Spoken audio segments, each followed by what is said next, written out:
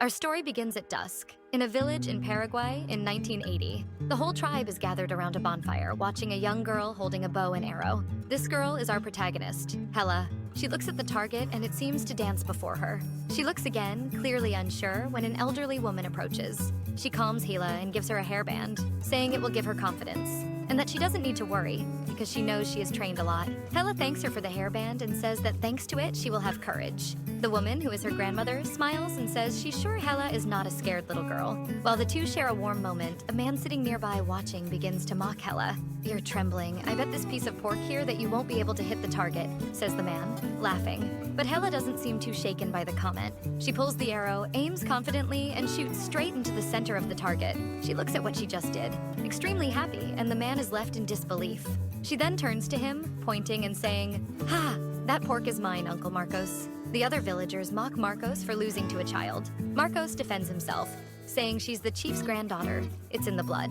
Meanwhile, a shy boy watches all of this. Uncle Marcos puts his hand on the boy's hair, his son named Rodrigo, and encourages him to honor his father and shoot an arrow too. But Rodrigo doesn't seem very confident about it, and he seems afraid of the sharp arrow. His father tries to encourage him, giving him a piece of pork meat to make him stronger. At that moment, Marcos's wife approaches and scolds him for drinking too much, suggesting he should stop with the beer. Unlike Marcos, she has a serious and cold expression. The festivities continue. Hela's mother approaches the bonfire and prays to the gods, asking them to watch over her daughter. The camera pulls away from the village, and from afar we realize that this was a celebration for Hela's birthday, where everyone wishes her a happy birthday. Later that same day, Hela and her grandmother talk a bit. Hela is very excited now that her mother has officially introduced her to the gods. She asks her grandmother if that means she is now an adult. Her grandmother, with a warm smile, looks at her and says that between 9 and 10 years old, there's not much difference, that she should be patient. Simply think of it as a birthday and enjoy the moment.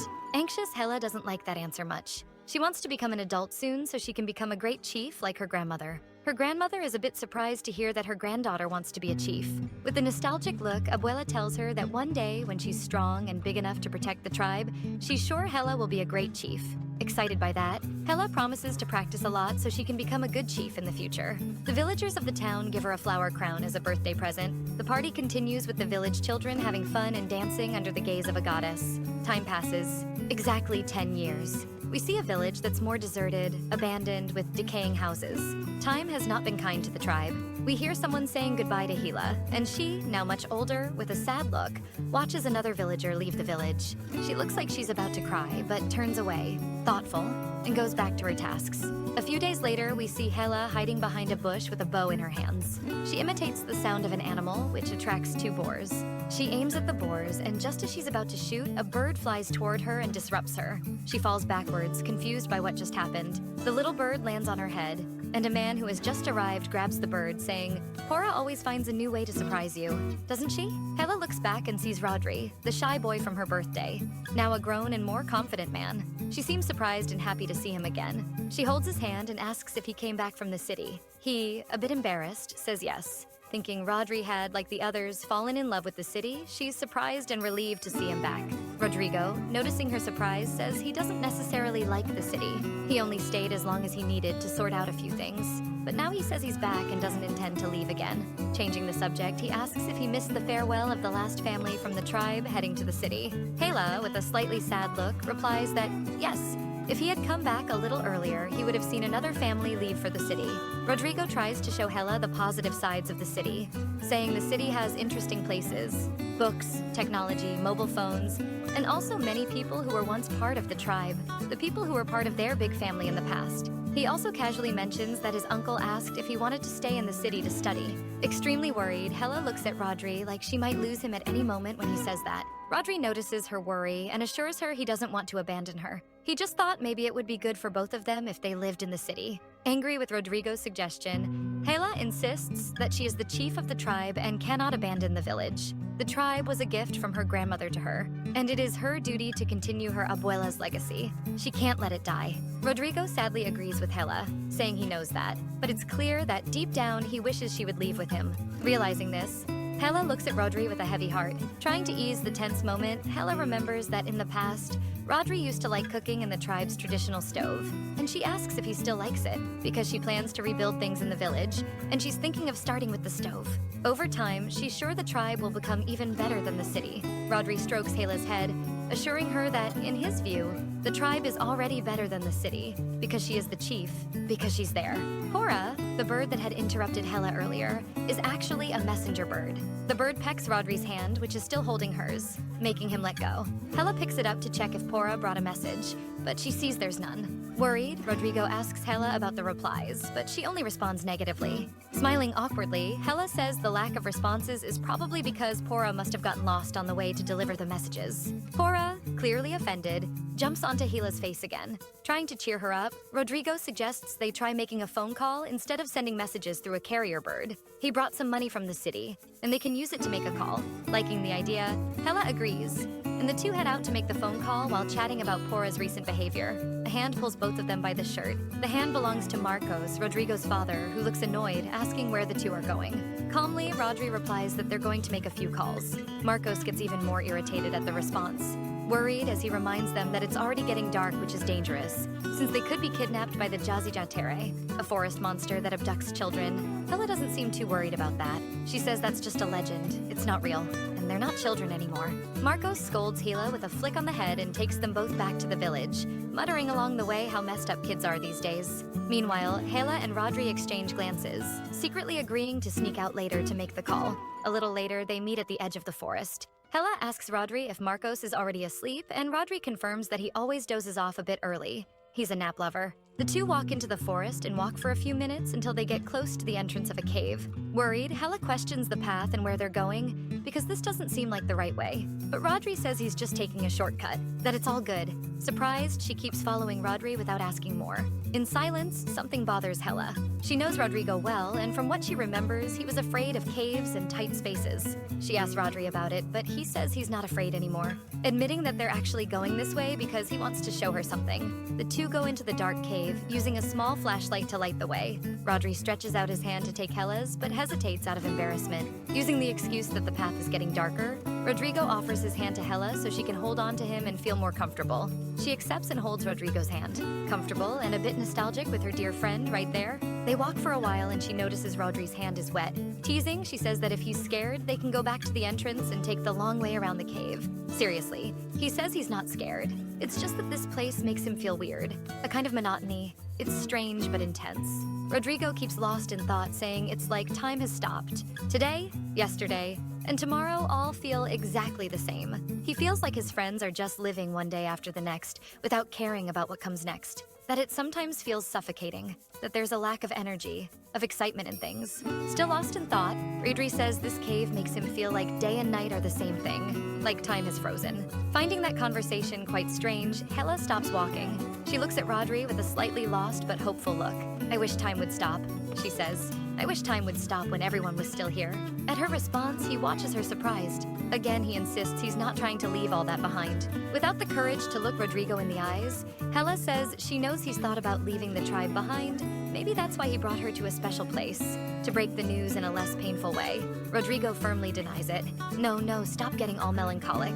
That's not true, and that's not why we're here. He pulls something from his pocket. He lights a match and then lights a sparkler candle, handing it to Hela and saying how pretty the sparks are from that candle. He bought it in the city thinking about how much Hela would love it. That's actually called fireworks. He encourages his friend to move that small glowing piece of wood around. Following her friend's instructions, she moves it quickly and manages to make shapes as if drawing in the air. Hela is amazed, happy, satisfied with that. Rodrigo confirms he knew she'd like it. They both sit there for a while on the floor of the dark cave, drawing with those little fireworks. Hela gets nostalgic remembering when they were little and how beautiful the sky was back then. They remember the night they became friends and how their friendship got stronger with time. Agreeing, Hela admires the small flame of her sparkler dying out. Then suddenly something catches her attention on her hand. A drawing appears on her hand. Lines and shapes in sea green and red. A strange symbol. Trying to understand how that got on her hand, Hela gets lost in thought. While she's lost in thought, Rodri calls her. Holding out a gift box, he smiles and wishes her a happy birthday. Hela had been so stressed and worried about things lately that she forgot it was her birthday. As she opens the box, Rodri explains that it's a Walkman and that it's something popular in the city right now. With it, she'll be able to listen to all sorts of different music. He puts the headphones on Hela's ears and turns on the Walkman, making the music play. Astonished, she asks Rodri how they managed to put music in such a tiny box, and how she's hearing it inside her ears. The gift seems to have been a good choice, and that makes Rodrigo happy. He's certain of it when he looks at Hela and she thanks him with a warm smile. Surprised and charmed by his friend's beautiful smile, Rodri blushes. Still blushing, Rodri comments that now they're a lot older than before. They're adults now, and as an adult, maybe he could study farming and laws in the city. Hela doesn't let him finish the sentence, clearly upset as she asks if he's really saying he's leaving. Justifying that education is important and that the tribe will need it, Rodrigo tries to reason with his friend. But firmly, Hela rejects the idea, asking why he thinks he doesn't already have everything he needs in the tribe. I'm just saying we could use what I learned from studying to help the tribe. Rodri replies, pushing back against her question. But Hela is offended, hurt, and sad with her friend. She says that, in truth, what he's saying is that he wants to leave to study, and that means he's going to want to leave no matter what. Frustrated and realizing what he truly wants, Rodrigo admits that maybe that is what he meant, but not like that. He goes back to emphasizing that they're adults now, and extremely embarrassed, he explains that adults get married. "You're the chief, aren't you?" Rodri asks. Hela, not understanding what's happening or where he's going with it, answers yes. Extremely embarrassed, Rodri says maybe they could share the responsibility of leading the tribe through marriage. He says the idea is actually that they get married, live together in the city while he studies, and then return to the village to rebuild it. After all, every time he thinks about the future, she's in it. Hela is caught off guard by that idea and all that information. A wild mix of emotions. Rodrigo doesn't let her respond and reminds her of the night she saved him again, and that he wants to do the same for her, make her happy. Hela is in shock, surprised and deep in thought, but she's pulled from her thoughts by a whistle. She looks at Rodrigo, wondering if he's hearing it too, but she sees Rodrigo walking strangely, almost automatically, deeper into the cave. While the whistling continues, glowing orbs of light start to light up inside that cave. Hypnotized by the beauty of the lights, Hela's vision begins to blur until she faints. With someone knocking at her door, Hela wakes up startled. She's in her room, trying to understand what's happening, but the knocks sound anxious. A familiar voice shouts her name. When she opens the door, she finds Marcos, Rodrigo's father, desperate because he can't find his son. The news hits like a stab. Everything becomes more and more confusing. Rodri disappeared? Hela wonders. At that moment, a necklace falls from Hela's neck. It's the necklace Rodrigo was wearing. Seeing that object, Hela seems to remember something. First, the lights in the cave that kept leading them somewhere. Then a cry for help and piercing green eyes in darkness. Hela is snapped out of her flashback by Marcos shaking her and asking where Rodrigo is. Despair takes over Hela's mind. If Rodrigo is gone, her world will collapse. Golden hair, mysterious blue eyes, a little boy with a magic staff. He walks among us after sunset. He looks for children who refuse to go to sleep, hypnotizing them with a beautiful whistled melody. Good children fall asleep quickly and can't hear the whistle, but those who are awake end up moving involuntarily, dancing and following the enchanting music. They go to the unknown against their will. And after that, they will never see their family and friends again, for their final fate is to be devoured by the demonic brothers of Jaci Jatere. Abuela is telling this story to the children of the tribe 10 years ago around a bonfire, warning them to be careful and always go to sleep on time, because if they don't, they will be enchanted by Jaci Jatere, the boy born from the moon. Disbelieving her grandmother's story, Hera says she hates sleeping and that even so, Jaci Jatere has never shown up for her. All the children of the tribe are there listening to Abuela's stories when the moment is interrupted by Marcos, who calls for the village chief, saying he needs to take his son home early. Rodrigo, hearing his father's conversation with the chief, stands up and sneaks out through the back. Hela, confused by what happened, follows him. He realizes he's being followed and starts to run while Hela chases after him, asking why he's running. He tells her to go away, to stop following him, but she keeps going after him, not understanding why he's running away when his father is looking for him. From Rodri's choked voice, Hela realizes he's crying. Embarrassed that his friend found out, Rodri covers his head with the cloak he's wearing. Trying to cheer him up, she says that despite his parents fighting, his mother is back, and that's what matters. Besides, the village chief will organize a big party for Rodri's 10th birthday. Outraged, he shouts that he doesn't care about his parents, that he doesn't care about his 10-year coming-of-age party, and he speeds up, asking her to leave. But worried, Hela follows him, warning him that he shouldn't be entering the forest. She finally catches up to him and grabs the cloak covering his head. When she pulls it off, she finds Rodrigo crying blood, his eyes red. At first, this startles her, but she tries to regain her composure quickly. Rodrigo looks bitterly at Hela. Enraged, he yells that he told her to leave him alone, that he's a monster. Unshaken, Hela hugs him and says she's going to take him to her grandmother and they'll find a doctor and fix all this. Trying to push her away, he explains that there's no cure for it and begs her to let him go, but she refuses and hugs him tighter. Their little struggle causes them to lose balance and fall. Lying on the ground, Hera starts to apologize to Rodri, but he interrupts her, starting to talk about the psychological pain all of this causes him. He explains that his parents know this happens and always hide him when it does. He says maybe that's why his mother keeps leaving.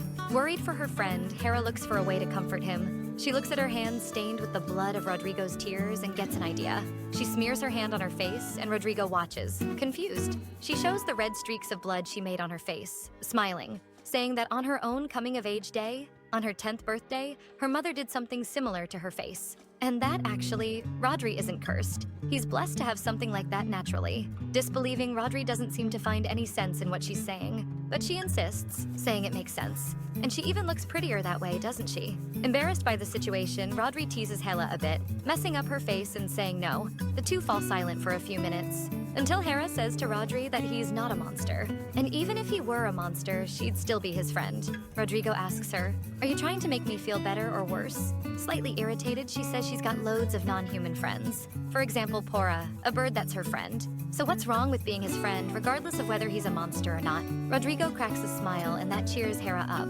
Hela states that she and Pora will always be Rodrigo's friends, reassuring him that his secret will be safe with her, but that he doesn't need to hide from her like he does with the other children in the village. With her, he can be himself. Thoughtful and relieved, Rodrigo says that Hela is a strange person, and that he has never met anyone like her. Hela reminds Rodri that she will be the village chief one day. And as a good chief, she must welcome every member of the tribe. The heated conversation between the two children is interrupted by shooting stars appearing in the sky. Celebrating, Hela raises her hands toward the heavens, certain that this is the god's way of celebrating the new friendship forming. Hopeful, looking at the falling stars, Rodrigo wishes out loud that everything Hela said is true. Reaffirming her friend's wish, Hela tells him not to worry, that it may sound silly now, but it will become real. And no matter what happens, she will help him. Rodrigo lets out a relieved laugh, which warms Hela's heart and gives her the certainty that she did a good job. The two continue watching the starry sky, and our flashback of the moment Hela and Rodrigo became friends comes to an end. In a clearing inside the cave, we see a sturdy tree with yellowing leaves, a man kneeling near the roots, and a woman in a red cloak approaching. The woman is Hela, and she wonders mentally how many days Rodrigo has been missing. She carries a bag with some food, approaches the man, and comments that the police couldn't find Rodrigo in the surrounding areas, but said they would expand the search. We see that the kneeling man is actually Marcos, who has a desolate look in his eyes. Hela gets closer, concerned, placing the bag near him and advising him to rest a bit, since he has been searching for Rodrigo day and night. Marcos finally reacts to Hela's words, lifts his head, and blames himself for not having gone with Rodrigo to the city. He confesses that the only reason he stayed in the village was the chance that his wife, Koi, might return. But today he believes that was a mistake. After all, it's been 9 years since the last time he saw her. Seeing Marcos' sadness, Hela tries to comfort him by saying that, in truth, it's her fault. Rodrigo had said that the reason he came back was her. Besides, she was with him when he disappeared. Tears roll down her cheeks as she apologizes to Marcos while thinking about it. Marcos strokes her hair and comforts her, saying no, it's not her fault. Looking at Marcos, Hela asks if he believed what she described happened. About the magical lights, the whistling. Probably not, because even for her, who lived it, it's hard to believe. Hearing this, Marcos responds that even though he has told the story of Jaci Jatere countless times, he never believed in the legends, at least not while his wife was with him. But unlike him, Koi, his wife, believed all those legends and creatures were real. For her, everything was real. She even believed she was cursed. Her family was cursed. And every full moon, she shed tears of blood. And that suffering, that curse, was passed from one generation to another, from mother to child. And she couldn't bear the idea that Rodrigo had inherited that curse. That's why she would vanish and leave the house to find answers. Hela, hearing that, says that Rodri never knew the real reason his mother left. He didn't know because Koi never allowed him to be told. She didn't want to believe that he was cursed or that he was a curse. Hela realizes that after Koi disappeared, Rodrigo never cried blood again. Marco sadly confirms Hela's conclusion, saying he felt torn because he was happy his son could be normal, but he wanted his wife back, wanted her to see their son happy, their son normal, and that wish to see her again, to be a complete family again, ended up making him wait for Koi, hoping she would return, if she only knew she wasn't cursed. But now, with Rodrigo missing, what would he say to her? That he wasn't able to protect his own son? Hela feels like crying again, but holds back because remembering and thinking about all of that made Marcos finally pass out from exhaustion. While carrying the unconscious Marcos back home, Hela can't stop blaming herself. She believes she destroyed her best friend's family, especially because she didn't let him move to the city. Placing Marcos safely in his house, thoughtful, she returns to her own home. Upon arriving, she looks at the portrait of her late grandmother, thinking that maybe her father was right. Maybe she should have gone to the city, abandoned the idea of becoming the tribe's leader. The fact that she doesn't have the power to protect the tribe seems to be becoming a reality. Wrapped in these bitter thoughts, Hela hears someone knocking on her door. Startled, she approaches the door and asks who it is. "Hela, it's me, Rodrigo," the voice behind the door replies. Flustered and surprised, she runs to open the door, but when she puts her hand on the handle, she hesitates. She feels a warmth in her hand, so she looks at her palm and sees that same mark again, the one that appeared when she was in the cave. A soft whistling sound comes from behind the still-closed door. Scared and suspecting what that might be, she questions, "Rodri doesn't know how to whistle?" The mark on her hand pulses as the knocks on the door become more violent. The voice behind the door changes tone, inviting her to come out if she wants to see Rodrigo again. Terrified and finally understanding what's happening, as surreal as it is, her legs give out and she falls to the floor. Dark thoughts creep into her mind. Is he going to kidnap me too? No, I need to run. That encounter she had with her grandmother on her 10th birthday comes to mind. Her grandmother saying she'd be a good leader when she grew up. That gives Hela the energy she needs to make a decision. She quickly gets up, grabs her bow and a knife. Just as she's about to leave, she remembers that Jaci uses whistling to hypnotize. And what if he hypnotizes her again? Looking back, she remembers the Walkman she got as a gift from Rodri. She grabs the Walkman, believing it'll help her avoid being hypnotized, and heads out to face the unknown. She opens the door hesitantly, and looking outside, everything seems calm. Trying to figure out where Jaci is, she begins to walk.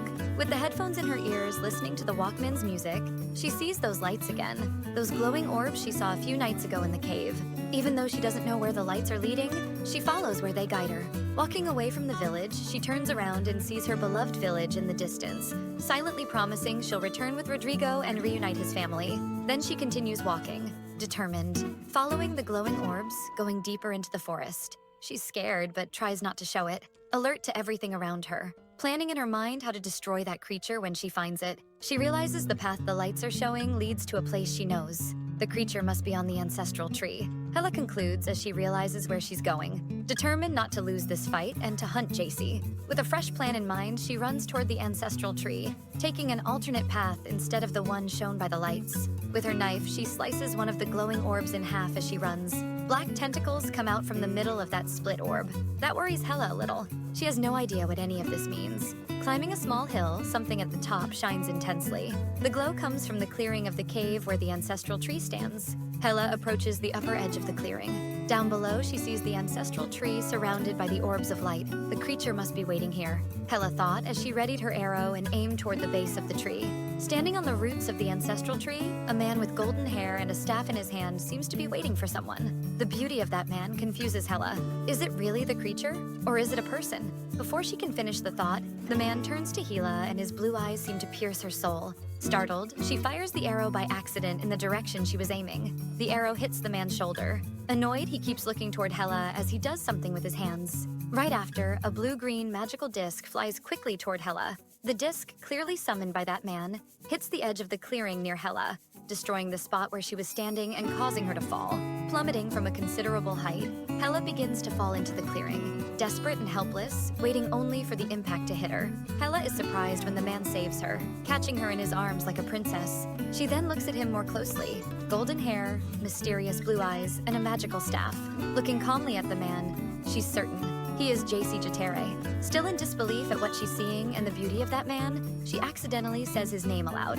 Jaci Jatere. With an indifferent look, Jaci pulls the headphones from Hela's ear. Because of this, Hela realizes that the arrow really did hit Jaci's shoulder, but he isn't bleeding and doesn't seem bothered by the arrow at all.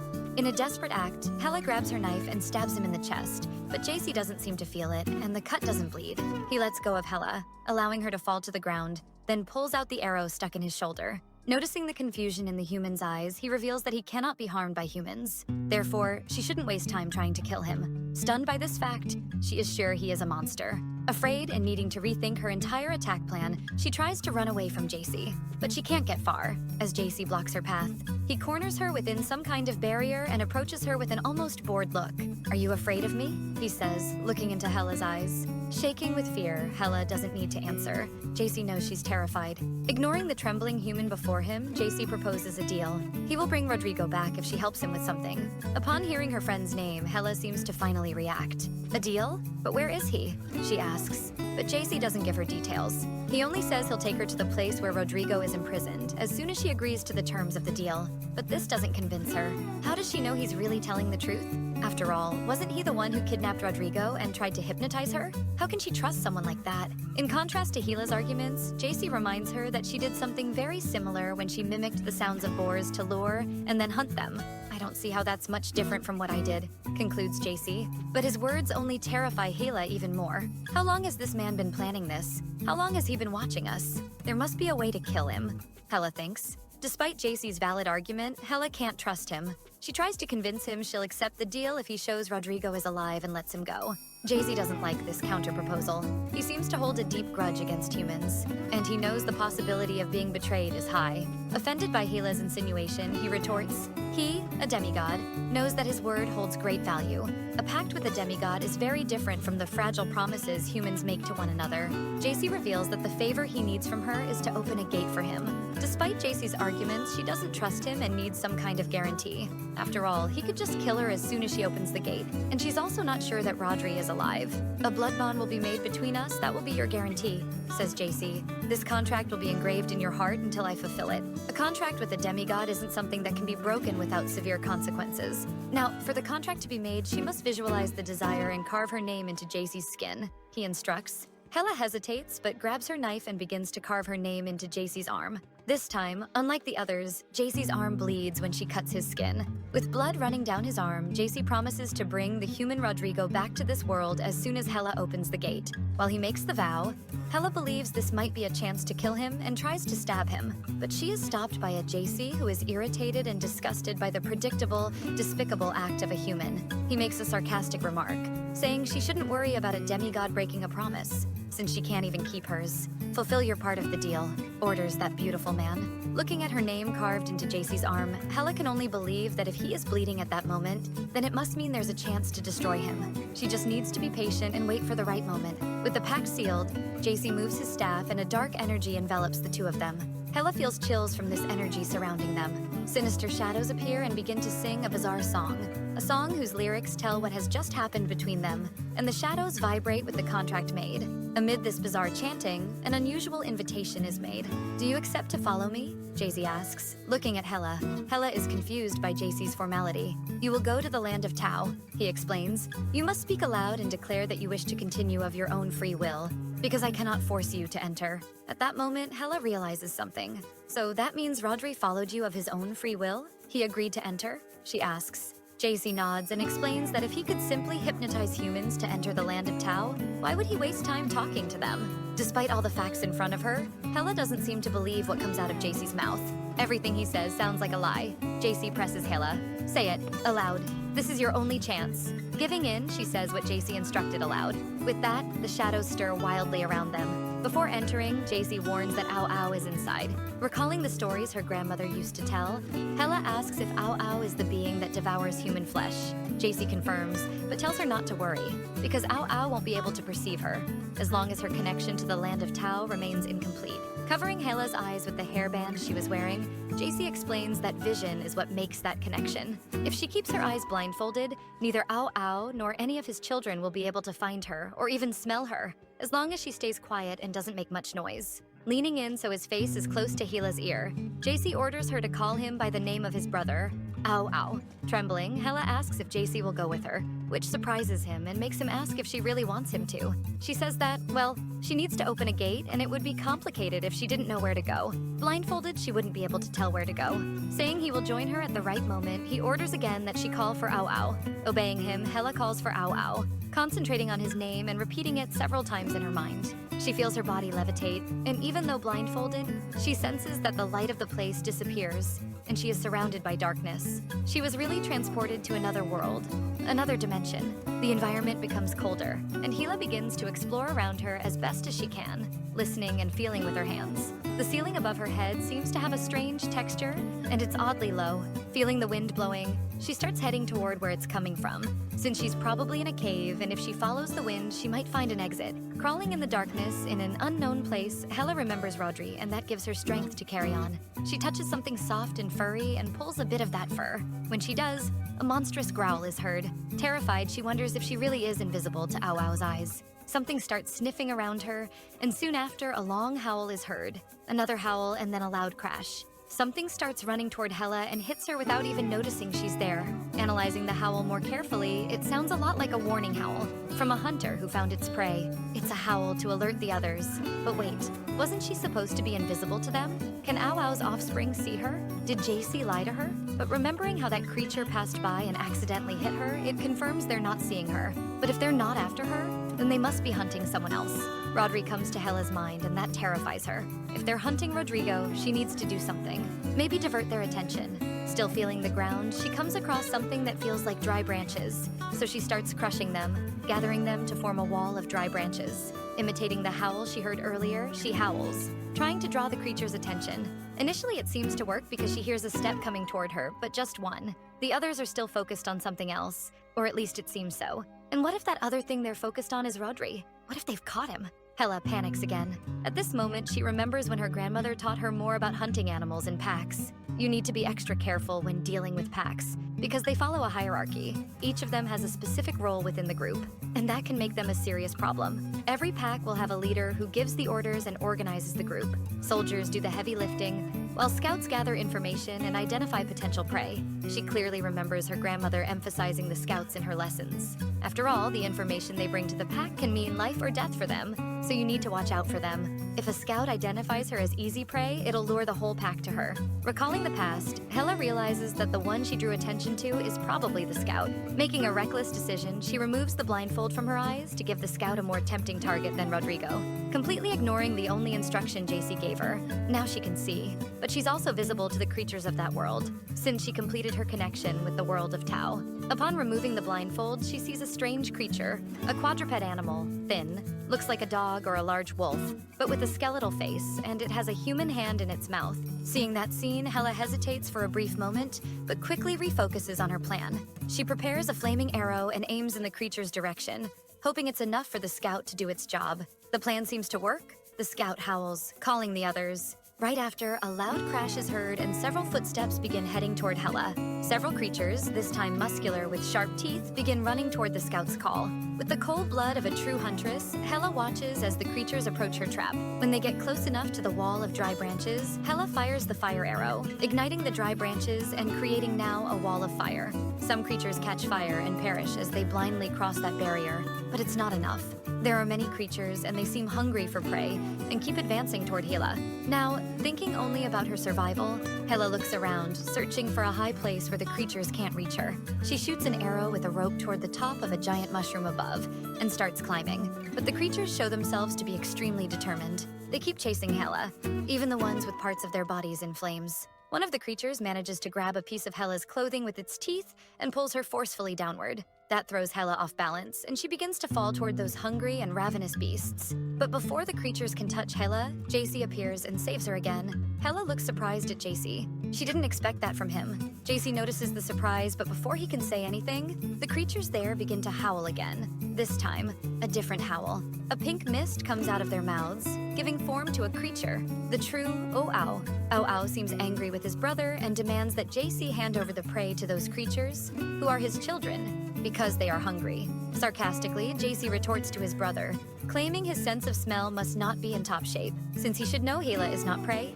she belongs to Jaci and carries his scent. Even more irritated upon hearing that, Ao Ao demands that he bring another prey then. After all, that's his job and his children need to eat. He warns his brother that their father has already forgiven Jaci once, and it probably won't happen a second time. Smiling sarcastically at his brother, Jaci retorts, "I've always been a naughty, disobedient child. No, my brother, you're not naughty. You're a fool for trusting another human again," responds Ao Ao. "Hand over the girl so my children can eat her," he demands. Amidst this conversation, Hela seems to understand where Jaci's prejudice toward humans comes from. The pink mist stirs and demands that Jaci accept the task given to him by their father. After all, he was born for this. While the brothers argue, Hela notices the creatures are repositioning in a way to corner them. A chill runs down Hela's spine when Awao reveals he smells something good and similar to Jaci coming from Hela, a similar energy. And that means her flesh must give the energy of 1,000 humans to his children. Awao gives up on talking. After all, Hela is going to be a feast for his children. He orders the creatures to attack, feast on Hela, and bring Jaci's head as a gift. After the command, the pink mist begins to fade, but not without giving Jaci a warning, saying that he's doing it for his own good, since their father won't give such a light punishment next time Jaci fails. Jaci gets angry at his brother and feels underestimated, even by Awao, but he doesn't have time to process that information as the creatures begin to attack them.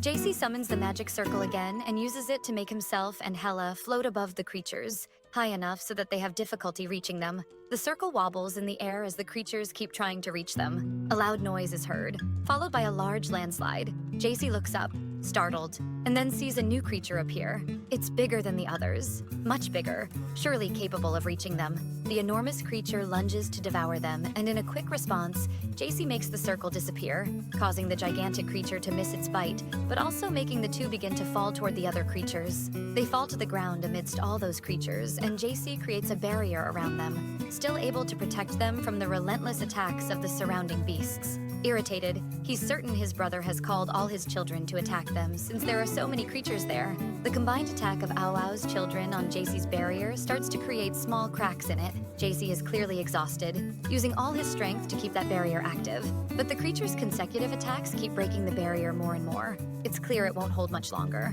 Jaci then decides to change strategy. He transforms the barrier into a collar that starts to strangle and hold down that enormous creature. Meanwhile, the massive creature, hungry for food, cries out for the human. Jaci knows that won't stop Awao's children for long. He looks toward Hela and orders her to climb to a high place for safety. But Hela is frozen in fear and doesn't react, trembling as she watches the enormous creature. The stimulus of being so close to its prey makes the massive creature thrash enough to break free from Jaci's collar. Freed, the creature charges toward Hela, and when it's about to reach her, Jaci throws himself between her and the creature. Jaci sees the terror in Hela's eyes and knows she won't be able to move. He then creates a magic circle and levitates Hela to a safe place. The creature doesn't give up. It tries to jump toward Hela, who is now at the top of a tree, safe for the moment. Hela watches Jaci down below, surrounded by those creatures. She doesn't understand why he's not protecting himself, why he hasn't created a protective circle around himself. Seeing the creatures attacking Jaci fiercely, Hela realizes that maybe Jaci is worn out and used the last of his power to ensure Hela's safety. But why would he do that? Hela wonders for a moment. While the smaller creatures are distracted attacking Jaci, the larger creature seems determined to reach Hela.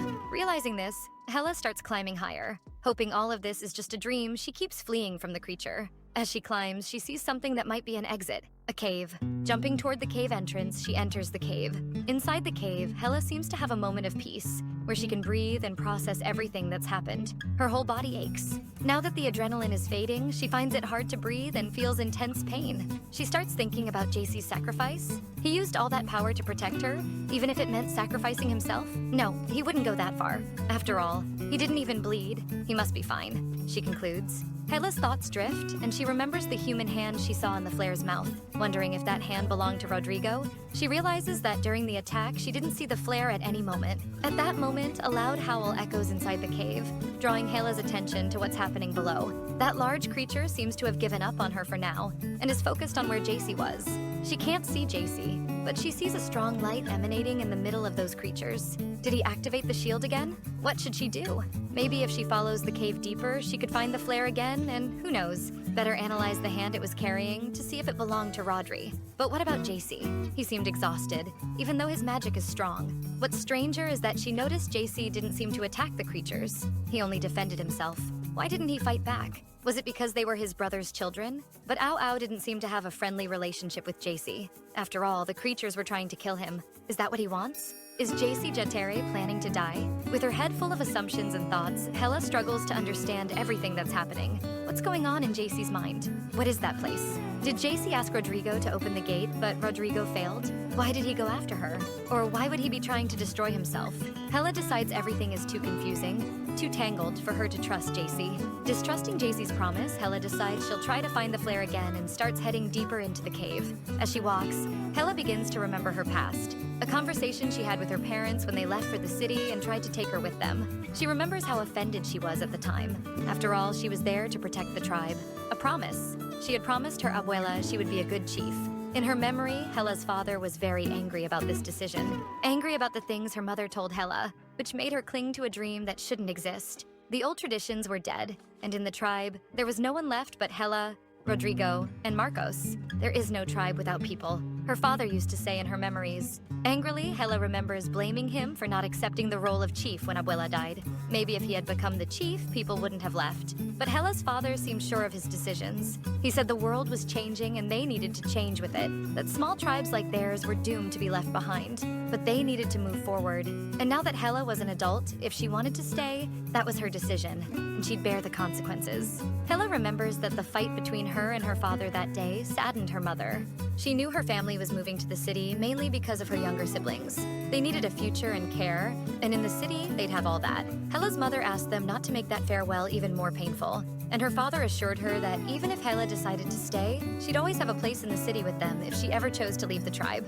The memory of her parents and her family leaving makes her recall every tribe member who left one by one. Even though she stayed silent during the goodbye, inside she was screaming, begging them to stay. Those sad memories, the certainty that now she is part of her tribe's past, begin to clear Hela's thoughts. Sitting on the cave floor, fighting her own fears, she decides not to give up. She needs to save what's left of her tribe, and she won't give up. And for him, she won't accept being just the past. Whatever Jaci is planning, she's going to save Rodrigo. And for that, she needs Jaci. Running back to where Jaci was, she sees him weakened, using a cracked magic circle to try to hold off the creatures. She starts observing everything around her, trying to come up with a plan to help Jaci. Spotting the first cave where she was when she arrived in the Land of Tao, she sees the bodies of some creatures she took down and forms a plan in her mind. Returning to the tall tree, she remembers that when she attacked the beacon, all the other creatures came toward her, but the beacon ran in the opposite direction. If all of Ao Ao's children are distracted, attacking Jaci, maybe the beacon is alone. If she can make it back to that first cave, maybe she can find the beacon and attack him, and thus make the others follow the beacon. Determined not to abandon Rodrigo, the only person who didn't abandon her, she jumps toward the entrance of the first cave. She recovers an arrow that was stuck in the body of one of the fallen creatures. But as soon as she pulls out the arrow, she realizes that one creature was still alive, and it begins to move toward her. This child of Ao Ao is smaller than the others, but it doesn't look like the beacon. It's different. The creature begins to attack Hela as she dodges. In the distance, she hears Jaci's barrier breaking again.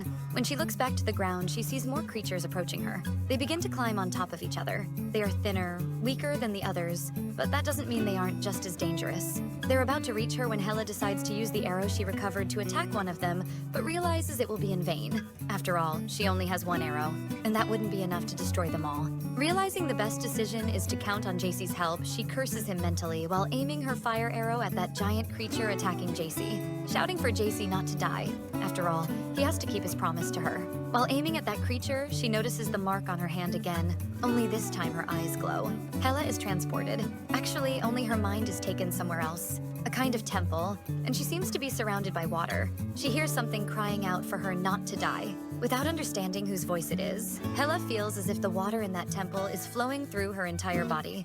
It's a strange energy. Her mind returns to her body, and Hela realizes she is still aiming at that huge creature. This time, she knows she has the strength to destroy it. The arrow on her bow begins to be surrounded by a greenish energy. She fires, and the arrow, now made of energy, hits the creature dead on, destroying it. Surprised by what Hela just did, Jaci looks in her direction and says, "Did we connect?" He doesn't understand how that is possible. Jaci doesn't have time to figure out how this connection happened, as Ao Ao's children keep attacking him. There are many creatures, and they don't seem tired at all. Eventually, exhaustion begins to take its toll. Almost out of strength, Jaci still makes a sarcastic remark.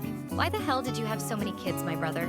Did you really need all that?" While the creatures keep attacking and Jaci tries to raise a barrier to defend himself, it's so weak it breaks with a simple scratch. Jaci knows it's only a matter of time before Ao Ao's children defeat him. A heavy anguish in his chest torments Jaci, and Hela comes to his mind. He knows she's in danger. Meanwhile, Hela, still hanging from the tall tree, gasps in exhaustion. That arrow that destroyed the huge creature drained a lot of her energy. She also doesn't quite know how she managed to do that, and the mental exhaustion is visible. Looking at her trembling hand holding the bow, she notices that the symbol that was there has disappeared. One of the creatures charges at Hela, taking advantage of her distraction. Noticing that this creature is smaller than the others, Hela believes she can destroy it. Wielding her dagger, she attacks the creature, stabbing the blade into its mouth.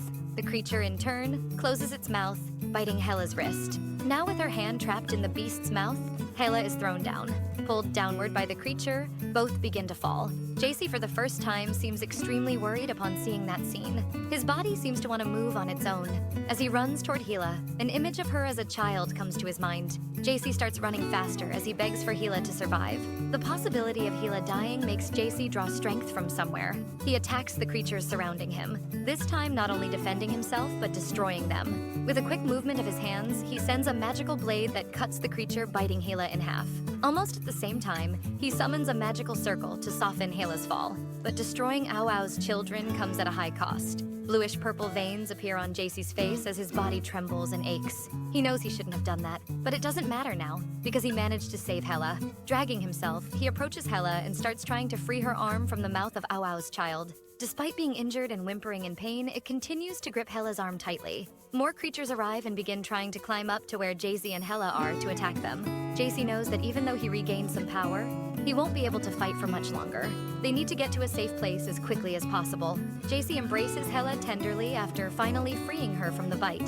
Whimpering, Hela questions why he didn't attack the creatures earlier. Despite the stressful situation and exhaustion, Jaci feels relieved to hear Hela complaining, and he seems happy to see that she's relying on him. The disc they're standing on starts to move away from Ao's offspring, but one of them grabs onto the edge of the disc. That pisses Jaci off, and he speeds up the disc until he gets close enough to a small notch on the wall of the place they're in. Holding Hela tightly in his arms, he jumps to the spot, disintegrating the disc right after and making the clinging creature fall. Temporarily free from Ao's children, Jaci tries to create a new disc to help them escape, but he doesn't have enough strength. He used too much of his power and is very close to his limit, carrying Hela in his arms, begging her to endure the pain and stay awake. He concentrates, thinking he needs to save Hela, begging his body to give him one last drop of power, just enough for them to get out of there. A poorly formed energy disc starts to take shape, but it seems too unstable for them to get on it. Jaci gets frustrated, but a huge crash grabs his attention. When he looks in the direction of the noise, he sees a massive creature,